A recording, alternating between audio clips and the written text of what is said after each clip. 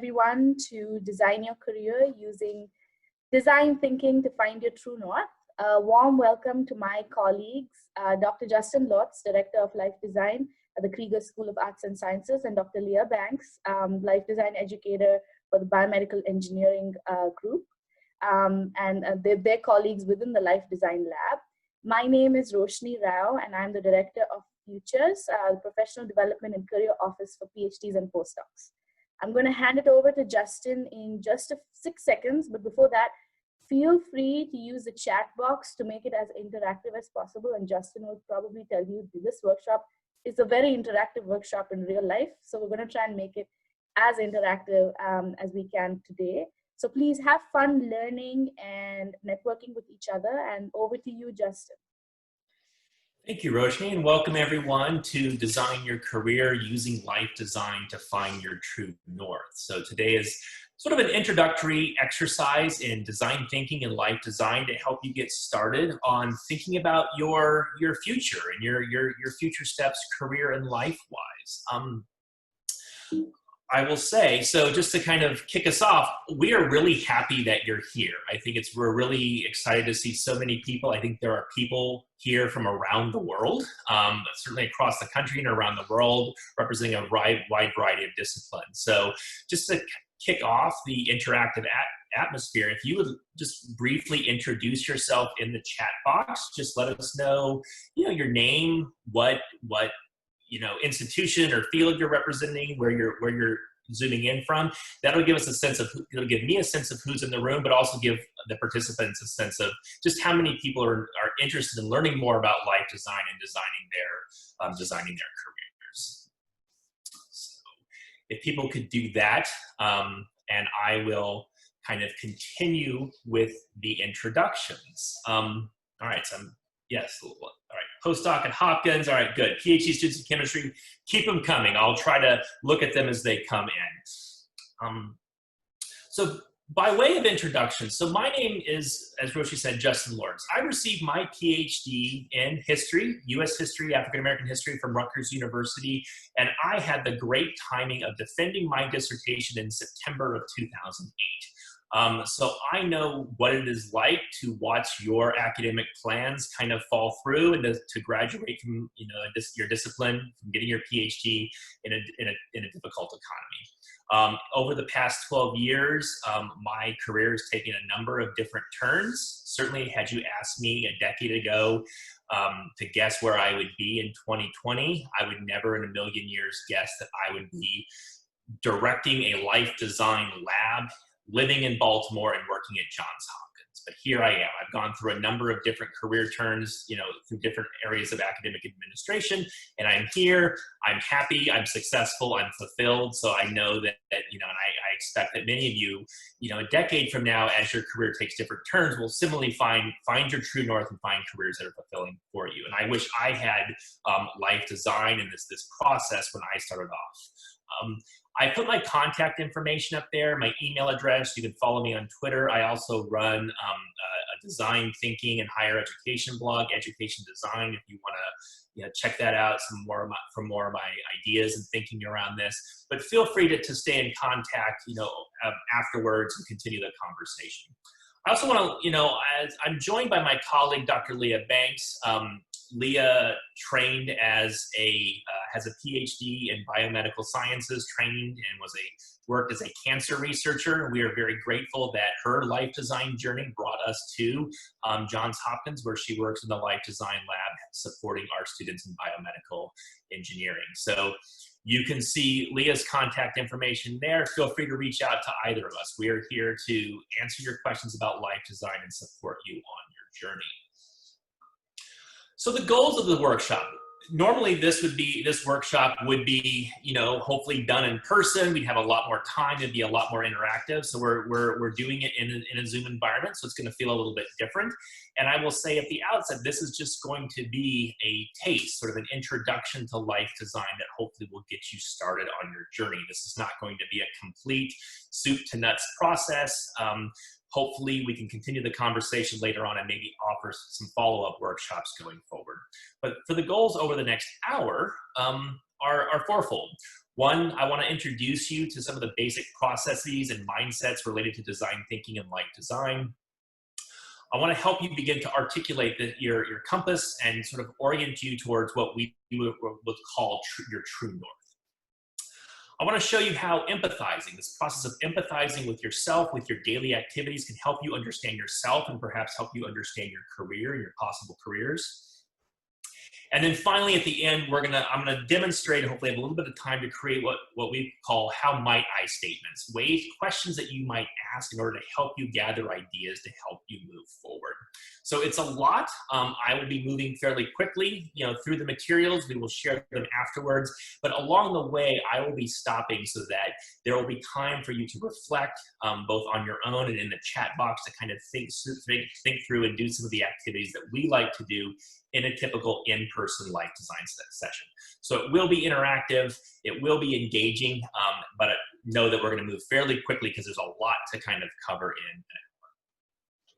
So to begin, I wanna start with a design thinking warm-up. These are activities that we do in our life design activities in the lab, just to get the creative juices flowing. And so this warm-up, we call it It's Time to Make Lemonade, something that I think we're doing a lot these days. And so I want you to imagine, so here's the scenario.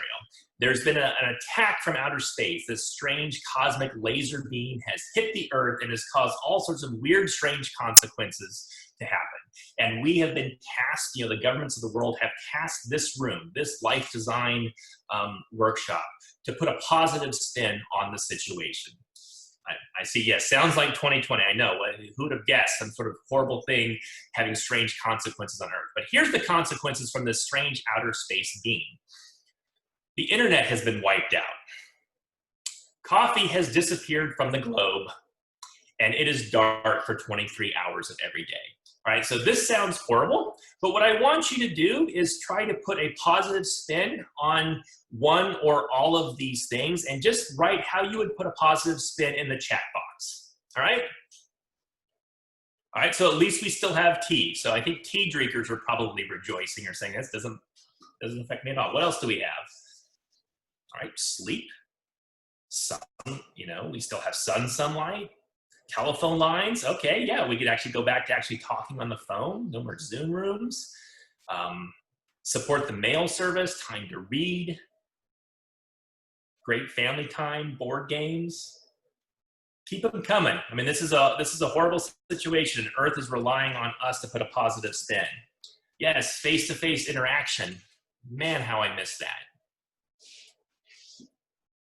All right, we have time for a couple more. Let's throw them in. We can see stars. Who'd have got? Back to books. All right, one more. Nothing else? All right, nature trails. There we go. So yeah, so this is we just took this horrible situation and this weird thing that has happened to all of Earth, and we have managed to, in just a matter of a minute or so, been able to put a number of positive spins on things that otherwise might seem incredibly devastating and tragic. We took something, lemons, and we made lemonade out of them. All right, so thank you for participating. What I want to suggest and why we kick off with this activity is that this process of making lemonade, turning bad things and putting a positive spin on them, is your first taste of what we would call, in quotes, thinking like a designer. So this is actually a design thinking activity. And that's helpful to begin thinking like a designer, because what we would argue here in the Life Design Lab is that in order to find a career that you love, you need to think like a designer, not like a planner, not like a researcher, but to think like a designer. So what does that mean, to think like a designer? I will admit, up until a couple years ago, had no idea, but then as going through the life design process and learning more about it, I feel like I now approach my career and approach different problems thinking like a designer. So what does that mean? So thinking like a designer means to, in design thinking, is rooted in product design. So it has its roots in product design, particularly out in the Bay Area. And so most of the things that you have on your desk are created through a design thinking process, right? So it's a way originally a way of bringing new products to market, designing new products. And the process goes through these different steps. First, you empathize with the user, understand their needs, understand their desires, understand how they use the product. You define the problem. What exactly are you trying to solve? What solution are you trying to create? Where does this product that you're designing, where does it solve? Where does it fit in the marketplace? And then you try to generate as many ideas as you can to solve the problem. And you don't want just conventional ideas or obvious ideas or ideas that people had already thought of, but you want wild ideas, unfeasible ideas, ideas that really push the envelope.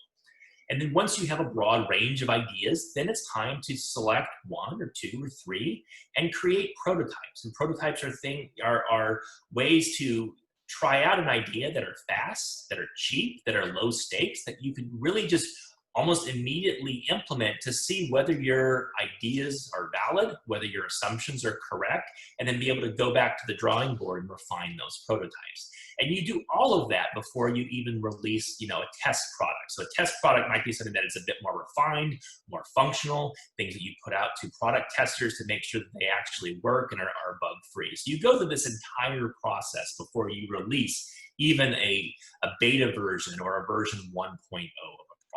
So design thinking, that's the process.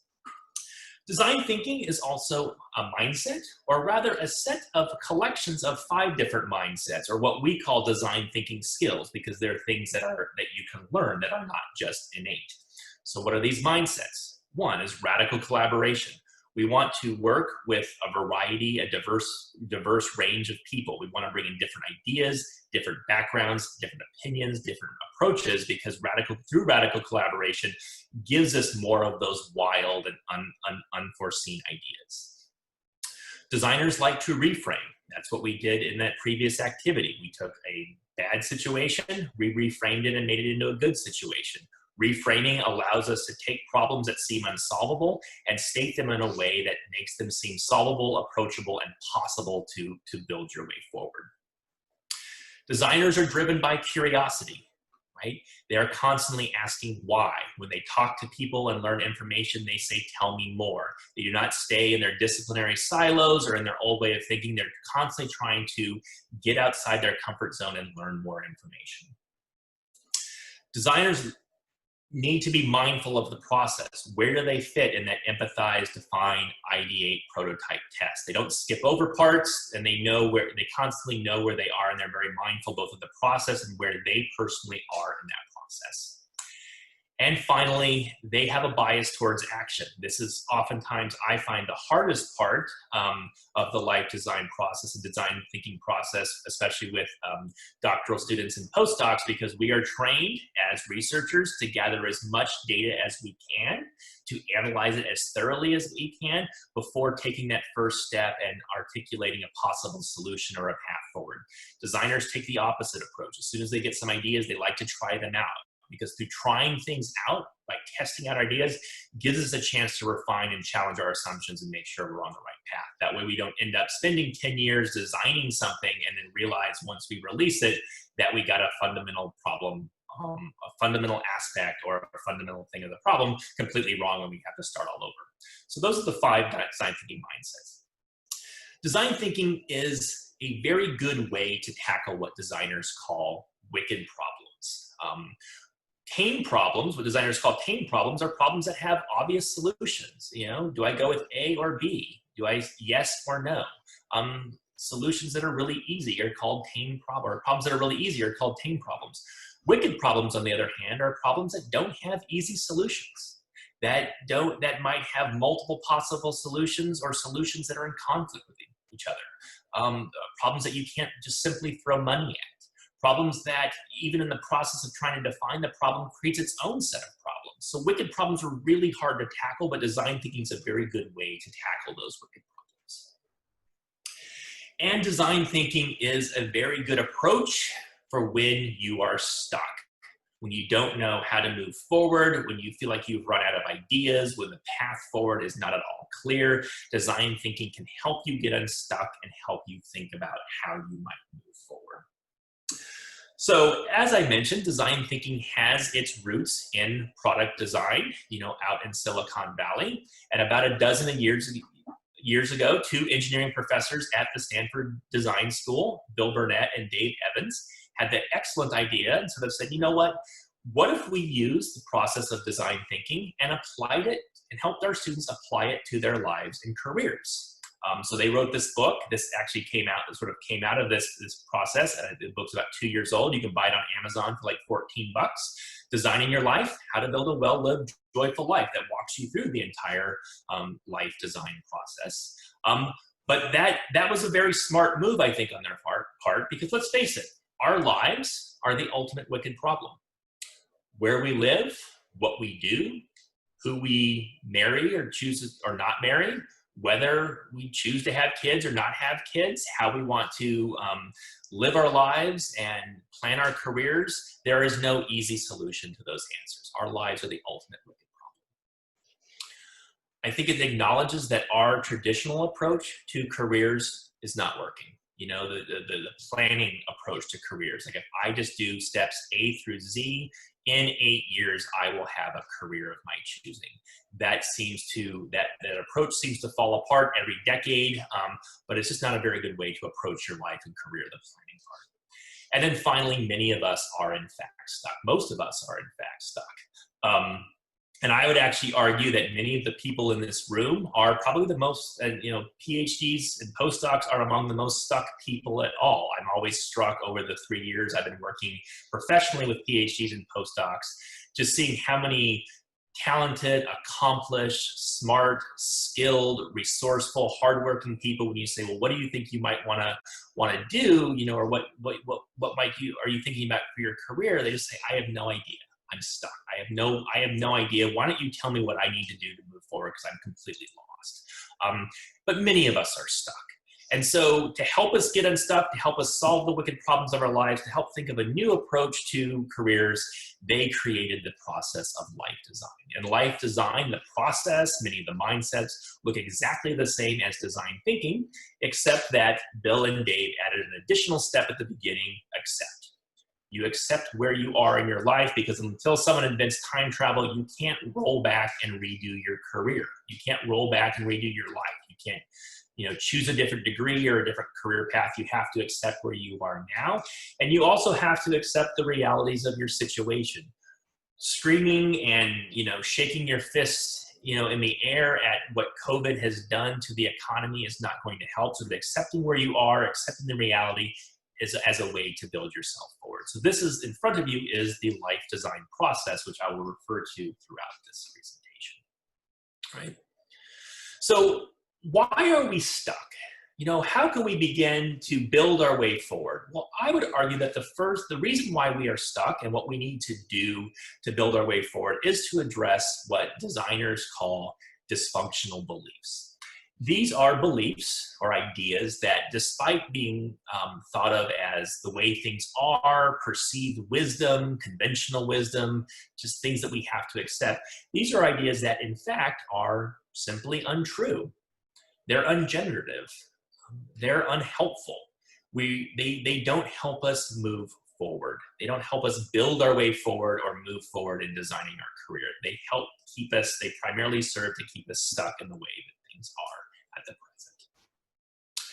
So in order to move beyond dysfunctional beliefs, we need to practice a mindset that, again, designers refer to as reframing.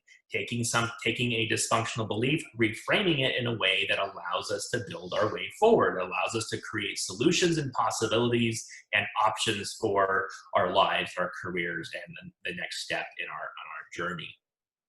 So what do some dysfunctional beliefs look like? So this is one I see a lot in the workshops I do. I should know where I'm going, right?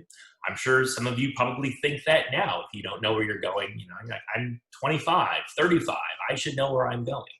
I hear this not just from the alumni and parents I work with who are, 40s, 50s, and 60s. I also hear this from pre-college students, kids still in high school, first-year students in college. I'm 18, I should know where I'm going. That is a dysfunctional belief, because if you hold on to that, you focus on the fact that you don't know where you're going, not on the possibilities for where you might go. So you could reframe that dysfunctional belief like this: I won't always know where I'm going, but I can always know whether I'm going in the right direction, right? So this allows for accepting that you might not know where you're going right now, but that you can actually take steps to know that you're where the right direction might be. It invites possibilities and movement forward. What I'll ask you guys to do now sort of is to think about the COVID situation, right? I primarily work with undergraduate students, and since COVID has hit, I've been talking with undergraduates who have been despairing about their summer internships, right? Many of them had internships in New York, DC, Boston, California. They were going to be the ultimate job preparatory experience, and then many of them are being moved remote or outright canceled. And so students are coming and they sort of have this dysfunctional belief. And you can imagine a student, I mean, many of you probably work with students in some capacity, undergraduates in some capacity, whether through mentoring them in the lab or teaching them or just have some sense of the undergraduate experience. You can imagine one of them coming to you with this dysfunctional belief. My summer internship was canceled. My summer is ruined. I will never move forward in my career. College is a waste. I should never come to Hopkins. I should just drop out. It's all over. So what I would like you to do is, since many of you do work with undergraduate students or aspire to work in a sort of mentoring and teaching capacity, is to put on your mentoring hat. How would you reframe this dysfunctional belief if a student came to you with this problem? What would you say? Why don't you take a minute to sort of put your reframe in the chat box?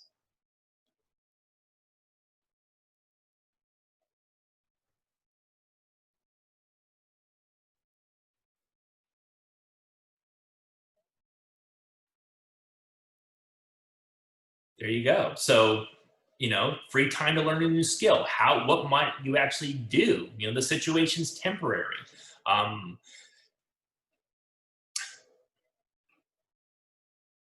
Yeah, see, I love it. There's all sorts of things, encouraging students to take this possibility and use it as an opportunity to reframe it as a way to learn different skills, be more local in your involvement, thinking about how your hobbies might inform your career, thinking about things that you might have to put on hold. These are all really good reframes, and you did it in a matter of just 15, 30 seconds, right? You guys all did this very quickly. What I have found in working with doctoral students and postdocs, and this is, I think, true in general, is that we are all very good at reframing when it comes to hypothetical examples, the cosmic laser beam from outer space. We are all pretty good at help reframing in a mentoring capacity. We are not at all as generous or as creative when it comes to our own dysfunctional beliefs, right? And so the first step in this process is to identify your own dysfunctional beliefs. What is holding you back? So here are some of the things that I've seen in my time working with PhDs and postdocs. I'm too old to make a career pivot. I've already invested however many years of education. I'm 30. It's just really too late to move to a different career. I just need to grind this out. I spent 7 years in this PhD program and didn't pick up any useful skills. All I've done is write a 300-page dissertation, using Germanic sources. I have no useful skills. Maybe I should just go to law school. I also hear this a lot from people in the academic job market. You know what? I have no control over where I end up. It's not even worth talking about regions of the country that I'd like to live. I'm just going to have to go where the jobs are.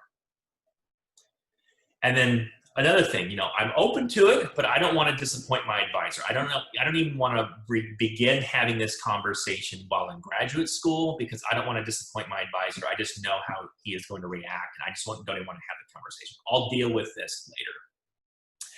And then, of course, there's the big one. I don't know how many of you feel this. You are more than welcome to applaud if at any point in your career you felt this or you feel the pressure of this from your training programs. But in order to be successful and fulfilled, I need to secure a tenure track faculty position. And as long as we're sort of talking about, securing a tenure track and faculty position, it really should be an R1. Let's face it, that's what we were trained for to be. That's the only possible path forward for success and fulfillment is to be tenure track and an R1.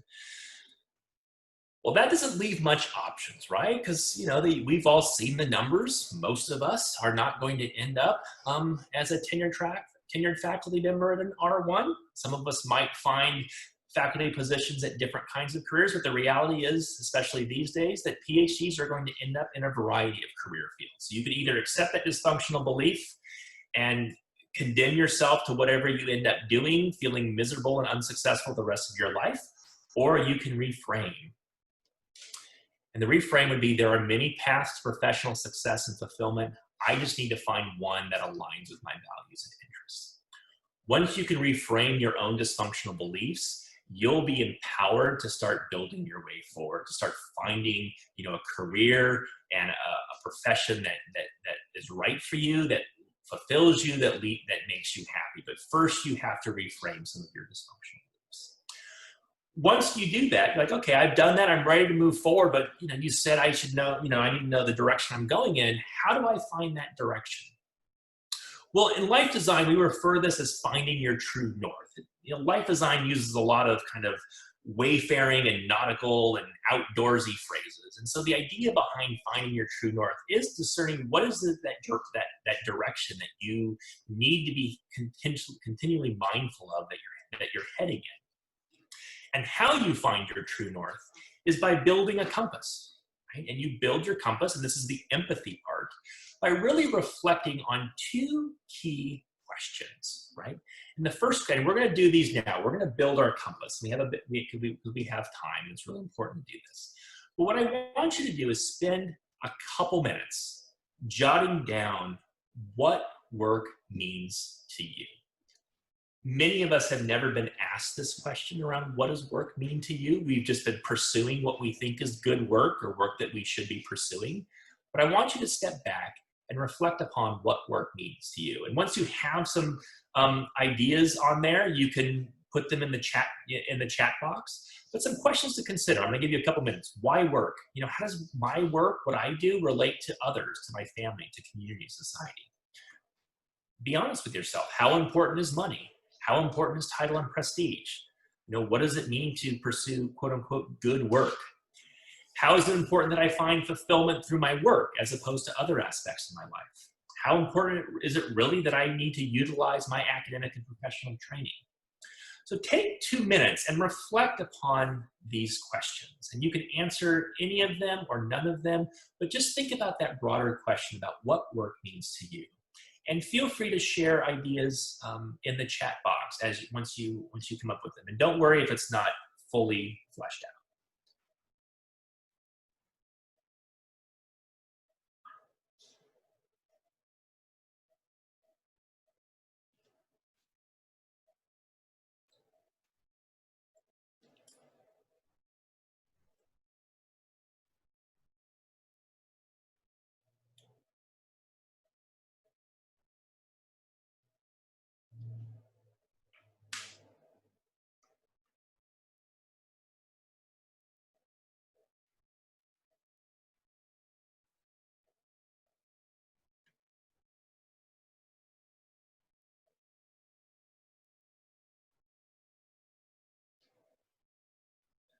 So just to clarify, we're not reframing these questions. We're actually just taking these questions and answering them, as whatever ones we want to sort of think about what work means to us.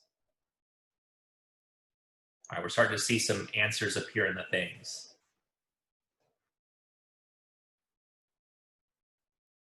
See questions around fulfillment, providing value to community, supporting family, service, serving my own needs for personal growth, doing something meaningful.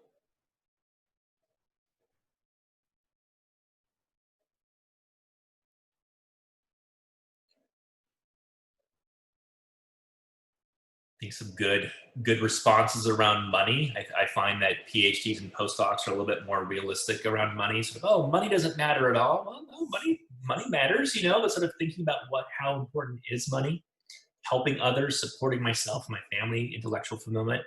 So great.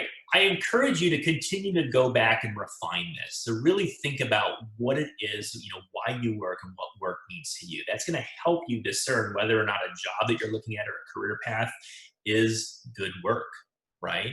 Is enough, satisfies these things. So for the next part of the compass, we're going to get a little bit philosophical. And I won't necessarily ask you to share this in the chat box, although you're welcome to. But this is sort of the meaning of life. What is your personal worldview? You know, these are big, broad questions. I'm only going to give you a couple minutes to kind of think about them. So obviously you're going to want to go back. But these are, you know, what's the meaning of life and purpose of life? You know, what is good? What is worthwhile? Why are we here on this earth? You know, is there a higher power? Is there a transcendence, God? What role does that higher power or transcendence or God play in your life? You know, how do things like joy and sorrow, where do all of this fit in your life? I know, big questions. I'm giving you 2 minutes to think about it, but just sort of think about the bigger picture around things.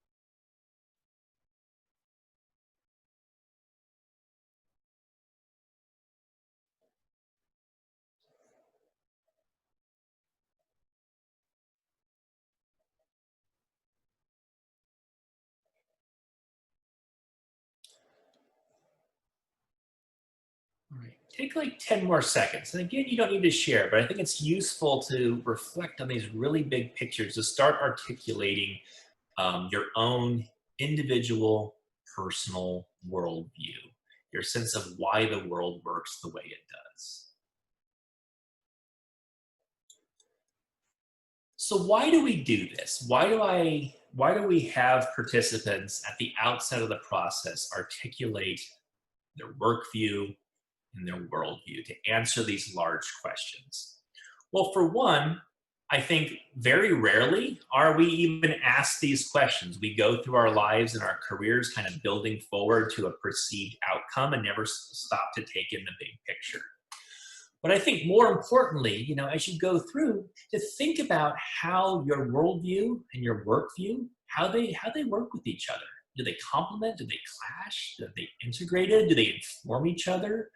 Are there ways to improve coherence?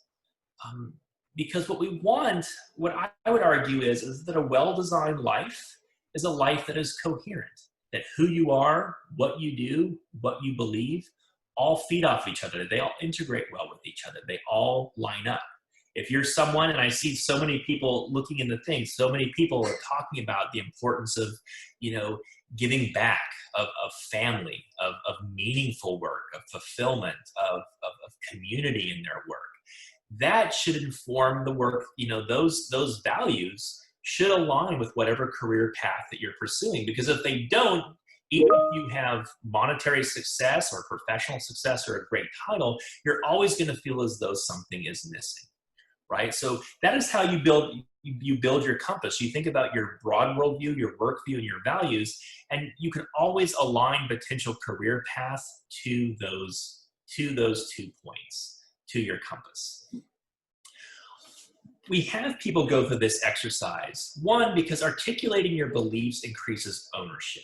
Being able to say, this is why I work, this is what good work means to me, means that whatever path you choose, you are responsible for aligning it to your own values, right? To sort of being very mindful of that. Again, being able to connect the dots, being able to see connections between who you are, what you do, and what you believe gives your life and career coherence and makes it meaningful. And then finally, by those 2 working together, your worldview and your work view, that forms your compass. That helps you know whether you're going in the right direction. That helps you find the direction of your own personal true north. Because anytime your career, what you're doing, doesn't align with those, doesn't feel right, doesn't feel like they're coherent and meshing, you know that you probably need to make some changes and to realign your direction in your career. All right. So you have a direction that you're going in. So how do you kind of take that first step forward? what I do with doctoral students, especially to sort of figure out what a possible good step forward might be, a first step, a possible career path, is to start with where you are. The work that you're doing now in your program or in your postdoc or in your staff scientist position. So whatever you're doing now is to reflect on that. And so this is to empathize and define. And we do that, one of the tools that we do to do that is energy and engagement gauges. This is a standard life design practice tool. If we were at a big kind of session in a work group, I would hand out little sheets like this. You can certainly, on a piece of paper, kind of jot down an approximation of your own.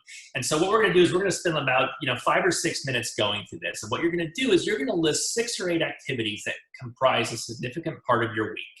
And I want you to think about not just your pre-COVID life, when you were in the lab or when you're in the archive, really doing your work, but also think about what you're doing now, new activities, new hobbies, whether it's, teaching first grade to your kid or gardening or different things that you do now. List 6 to 8 of those in total. And they can be professional, they can be academic, they could be co-curricular or extracurricular. The one thing I would encourage you not to do is just put research down. Because as we know, especially if you're spending 8, 10 hours of your day doing research, break that down into parts. What are the parts about research that you like and dislike? Whether it's running experiments, analyzing data, lit review, writing, presentations, whatever. Kind of break research down. The next step, and then I'll show all these steps at the end. So the next step would then be to determine how much the activity engages you and how much it energizes you. So what I mean by that is to think about, so for me, teaching. I love teaching. I find it incredibly engaging. Time seems to stand still when I'm doing it. I feel like I could do it forever. It's just really the most engaging part of the work I do. That said, I find teaching to be exhausting. When this is over with, I am probably going to take a nap. It just takes a lot out of me because I'm so engaged, but I love it. I can't imagine, being a high school teacher and having to teach for 5 hours a day every day. That to me just sounds exhausting. Reading journal articles in graduate school. My least favorite part about my doctoral training, I found them boring. I found them hard to get through. They weren't particularly exhausting, but they were not very engaging. And then finally, this is something that I, might have taken up during COVID. Some of you might also be in another thing. I'm spending a lot more time gardening. And you know what? I love it. I find it engaging. I find it an incredible way to spend my Saturdays. And I find it highly invigorating. So these are just some examples. And so you're going to list those 6 to 10 or 6 to 8. You're going to determine how they're engaging and how are not and energizing and engaging. And then you're going to put a plus next to the 3 most engaging activities and a minus next to the least ones. All right. So here's what you're going to do. List 6 to 8 activities. Determine how much each activity engages you and how much it energizes you. And then when you're done, put a plus next to the 3 most engaging ones. All right.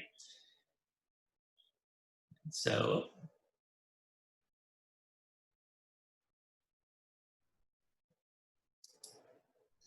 I'm just going to play some music while we're waiting.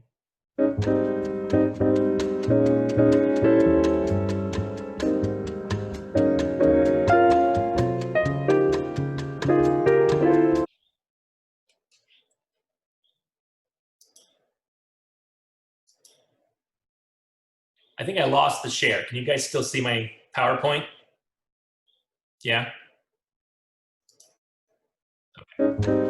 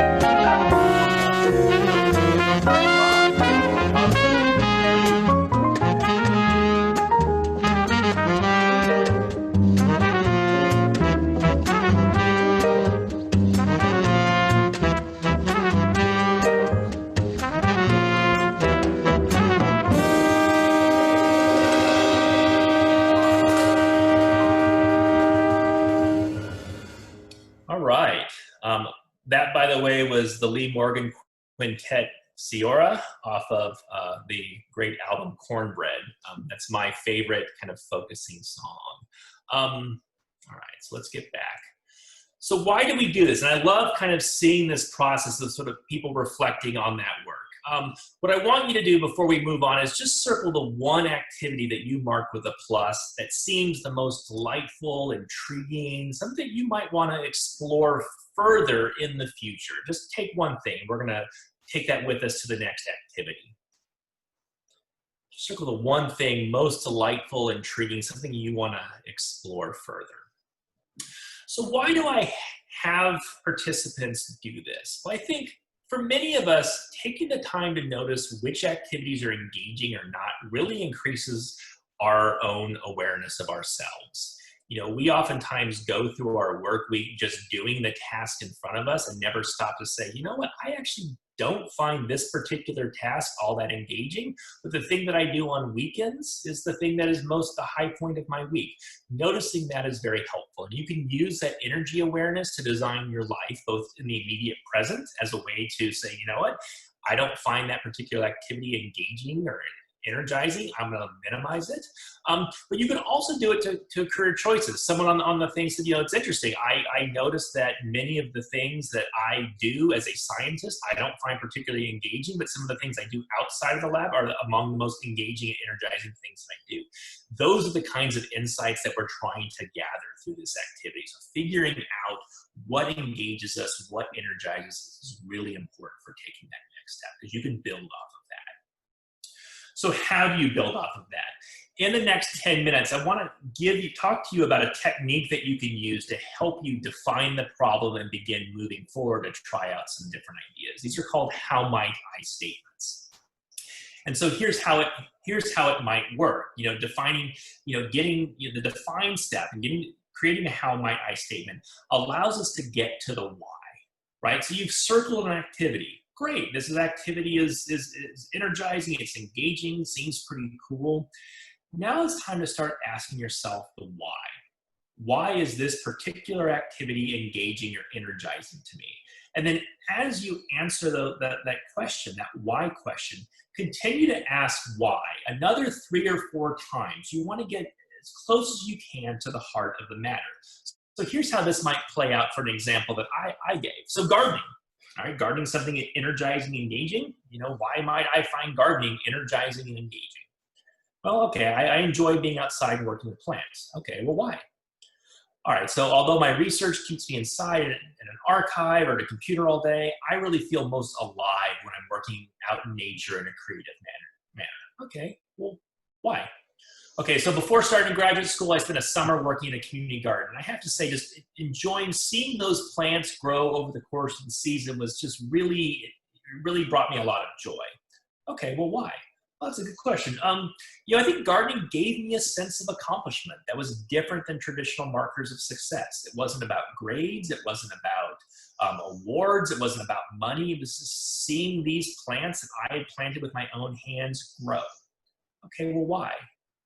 Okay, because I think at the end of the day, I was using my creative and physical abilities in conjunction with my training, my undergraduate training as a scientist, to create something that directly benefited the people in my community. Seeing people, in my neighbors, come and take what I had grown through my own hard work and talents was just incredibly rewarding and energizing, right? So now you have this, and now you've taken I like gardening, and you've gotten to the heart of the problem. This right here is actionable. This helps you figure out a possible way forward. So you can take that and create a how might I statement. So we have what you came and you're answering the last question of why, and then putting how might I in front of it. How might I use my creative and physical abilities in conjunction with my training as a scientist directly to benefit the people in my community? Right? So that's how you took I like gardening into a question that can help you take that first step on a career path. Other possible how might I statements might look like, how might I use my skills as a writer and teacher to build a sense of community among fellow international scientists? How might I use my training as an educational historian to... Are you guys not seeing slides? Oh.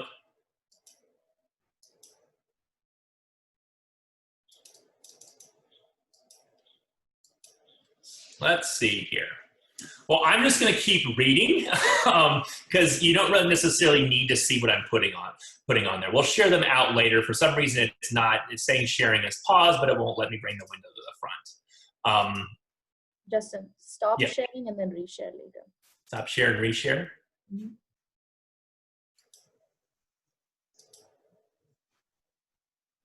Let's try that. You see that now? Okay, so we have these how might I statements. And so asking that question, how might I blank, allows you to ask a question that's going to let you take a step forward, right?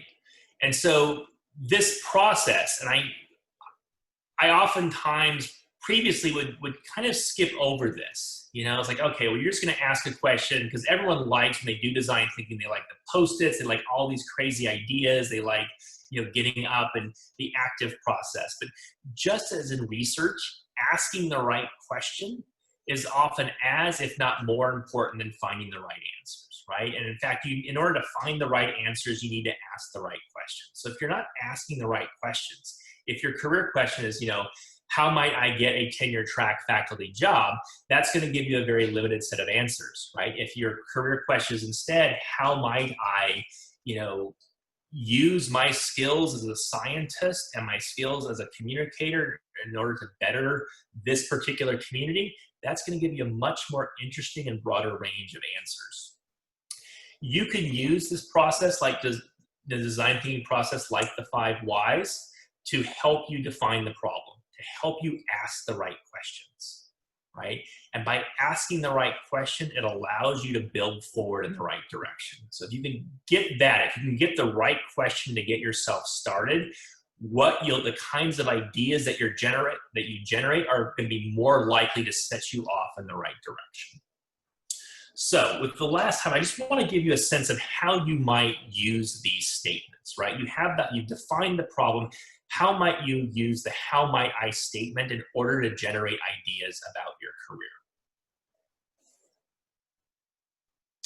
So one good way is to use it as a way to focus your meetings, whether it's with your advisor, with your career educator, whether it's myself or with Roshni or whoever you go to talk about your career. Use this as the question to focus your meeting. Very often when I meet with doctoral students, the question that kicks off the meeting is like, so what can I do with a PhD in X? What are the options open to me?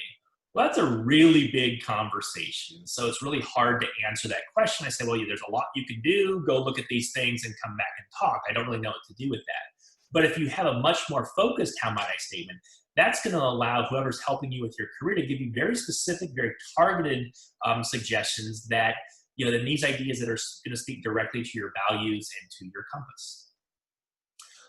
We do this in life design a lot, in our office. You can write it on a large piece of paper. They have those giant sticky Post-it notes and put it up on the wall. Once you're able to return to your lab in your department lounge, write it up on the wall, post it on the wall, put a stack of sticky notes and a pen, and invite your lab mates, invite other people in your department to write their ideas on the board and give you suggestions. They can do it anonymously and they can just throw ideas up there. And it's just a way for whoever comes by that space can offer their suggestions, offer their ideas for how you might do a particular thing. If you're really feeling brave and you've taken Dr. Kate Bradford's Twitter class, or you're on Twitter and you want to kind of use social media, you could post the question to Twitter. Tag a certain communities, invite ideas from the broader community, from the broader universe. And again, this is just a way to get as many ideas as you can. And don't worry if they're crazy or unfeasible. That's what you want. You want as many ideas as you can. So you can use this how might I statement to generate ideas. And hopefully 1, 2, 3, several of those ideas give you a sense of how you can take that next step, that first step on your career journey, right? But I think what I've shown you today is some of the activities and some of the things you can do so that first step is in the right direction. So that even if you're not sure that this is the exact thing that you want to do, the direction that you're heading in is the right direction for you, that aligns with your values, that is pointing you in the right direction of your true north. So I thank you. I have time maybe for questions if people want to ask. Otherwise, I know there's only a couple minutes. I'm going to stay on the Zoom afterwards if people want to chat. And again, I encourage you to follow up with me. There's my email address. There's my Twitter handle, my blog. Feel free to continue with the conversation. I'm happy to do what I can to support you in your life design journey. Thank you, Justin. This has been one of the most interactive workshops I've ever been on. I've even tweeted this out, so go ahead, and if you supported Justin's workshop today, go ahead and retweet or share on LinkedIn or share your thoughts. And I was asking asking Justin mid workshop if we could give away a book, Design Your Life, and I think Futures can do that. So please fill out the survey form, and I'll just do a lucky draw, and then someone might win the Design Your Life book, which I have and read and own, and it's very, very helpful. So Thank someone you asked, everyone for coming. Yeah, go ahead. someone asked, and I think this is important, what's the most practical way to prototype something, especially for people who are, you know, in their 30s and have jobs and responsibilities? What's the best way to prototype?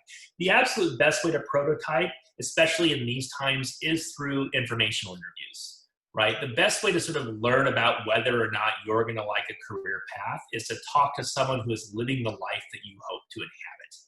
You know, to talk to someone who's a bench scientist in a research and development lab at a pharmaceutical company, to talk to someone who works in the government accounting office, to talk to someone who's a high school teacher, to ask them really penetrating questions, not about just about their job, but about their life, how they got there.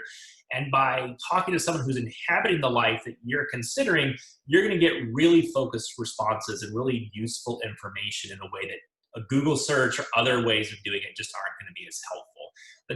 One of the upsides of COVID is that so many people who otherwise are impossible to get in touch with or hard to schedule are all at home. They're on Zoom. They're usually happy to connect. And so getting these 15-minute coffee chats, these 15-minute informational interviews are much easier than they were before. So if there's someone who's doing something that seems cool and you want to learn more about it, reach out through LinkedIn, through personal connections, and ask for 15 minutes of their time. That is probably the best way to learn to prototype a potential career or life. Because I think, you know, doing an internship is hard. That's a test, right? That's commitment. Having a 15-minute coffee with someone to learn more about their job, whether that might be a good fit, is low stakes, relatively easy to do, and you can do several of them a week.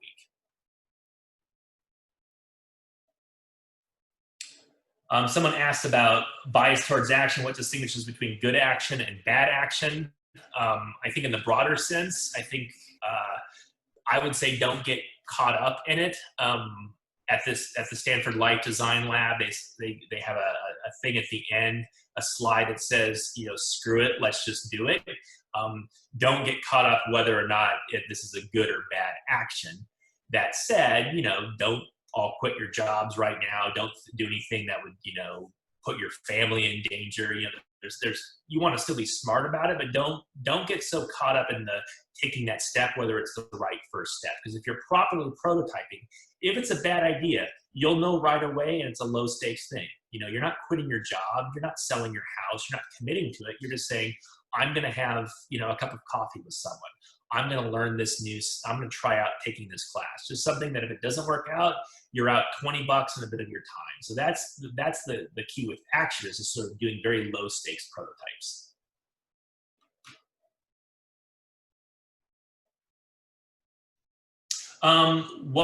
What is missing for PhD postdocs that would help them feel less, you know, that it can help them feel less stuck?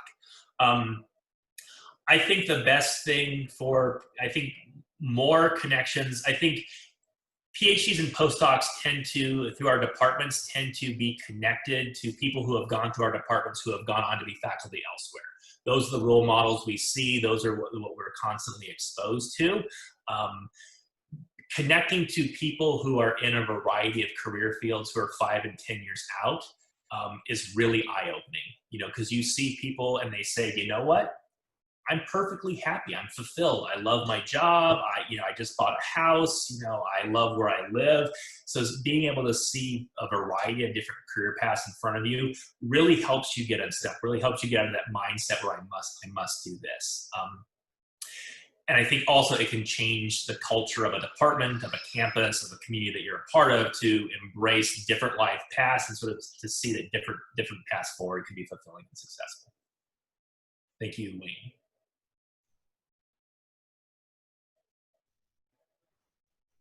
Thank you for all the comments that are coming in. I haven't seen these many feedback forms being filled out, so this is awesome. Keep coming. Let them keep coming and fill out the form. Again, I'll do like a lucky draw to send you a book. Someone already plans to purchase the book. Maybe you won't have to if you're the lucky winner. Any other questions? Vishal, did your question get answered? Yeah, so this question, how to push towards more or less energetic investments. You know, you have to in your whole life reading papers. So certain things that you know, how to push away from activities that are just necessary, right? Like, I don't find doing housework particularly engaging or energizing, but have to do it. There's ways in which, though, you should never, if you sort of notice things that you don't find energizing or engaging, but are planning to go into that career. So, for example, Lee and I talk to undergraduates all the time where the lowest point of their week, the least energized and the least engaging part of their week is when they are in their biology lab, their STEM lab. And you're like, oh, okay, well, what do you think about majoring in? Biology. Oh, what do you want to do? Oh, I want to get a PhD in biology. And you're like, that doesn't sound right. Like if you hate doing the work, maybe think about a different way to the work, or at least sort of think about what it might look like in different settings. Think about when you do that.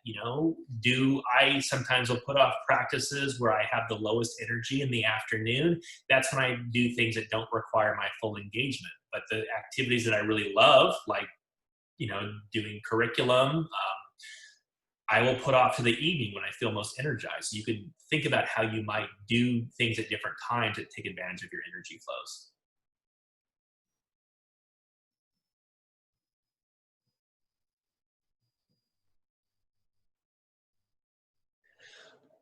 Someone asked for, answers to the question about the worldview. I don't have answers. I think these are all very personal. I think that for many people, outside maybe a first year intro to world civ or intro to philosophy course, our training doesn't really give us time to reflect on the broad questions, but I think it's important to do so, and to come up whatever the answers are for you, because that's ultimately it's ultimately your life that you're living, and making sure that your life and your career aligns with your own values is really important. So just sort of taking the time to do that. Yes, I'll share the slide. Can we share the slides, Justin, too? Yes, I'm happy to share the slides. Someone gave an example of how do you, the how might I, some that could be too specific and constraining, other ones could be too broad. I talk a bit about this on my blog, but ideally a good how might I, a good problem statement is something that would allow for a good 5 or 10 minutes of idea generating. If you're kind of capped out after 30 seconds, it's too broad. If you got a wall full of Post-it notes and you're still putting ideas up, it's probably, it's probably too broad. So you want something that's going to be 5 or 10 minutes of idea generating and that aligns with your values. So that's good. So, and I think it's something that you can test out initially and try it out in smaller groups. I recommend kind of trying, to ask these questions, sort of picking 5 or 6 people from different aspects of your life that you trust and whose opinion you valued, and testing these out on them to get their feedback first to see what kind of ideas they generate before putting out to a broader community. But it definitely is a bit of an art getting the right problem statement, the right how might I question. And I'm happy, if you want to email me your problem statements or how might I questions and get feedback, I'm happy to talk to you about that, because I think it's getting the right question can be hard.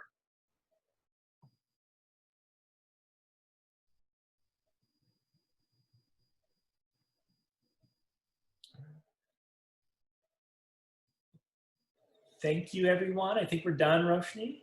Yes, thanks, Justin.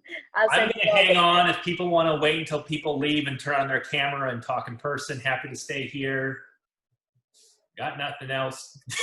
I'm just here at home with the rest of you. So go check your Twitter before you take your nap, Justin. I know. Then I will take a nap, actually. Thanks so much. I'll send you an email. Bye. Bye, everyone.